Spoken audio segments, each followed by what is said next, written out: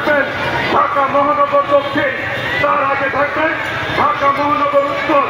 সবাইকে সুশৃঙ্খলভাবে র্যালিতে অংশগ্রহণ করার আহ্বান জানাচ্ছি।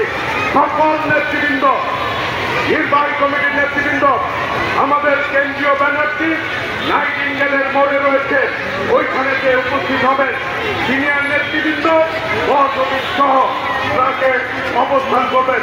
সকলকে ধন্যবাদ জানিয়ে, মোবারকবাদ জানিয়ে আবারও আমাদের প্রিয় অভিভাবক দেশের ভারপ্রাপ্ত চেয়ারম্যান তারেক রহমানকে উপস্থিত হয়ে আজকে এই সমাবেশের সংক্ষিপ্ত সমাবেশের প্রধান অতিথি হিসাবে উপস্থিত ছিলেন এবং এই র্যালির উদ্বোধনের মধ্য দিয়ে আমাদের 1 মাস 36 দিনের কর্মসূচি এখানে আমরা সমাপ্তি ঘোষণা করছি। সকলে র্যালিতে উপস্থিত থাকবেন, সবাই র্যালিতে উপস্থিত থাকবেন। সকলকে ধন্যবাদ। আসসালামু আলাইকুম।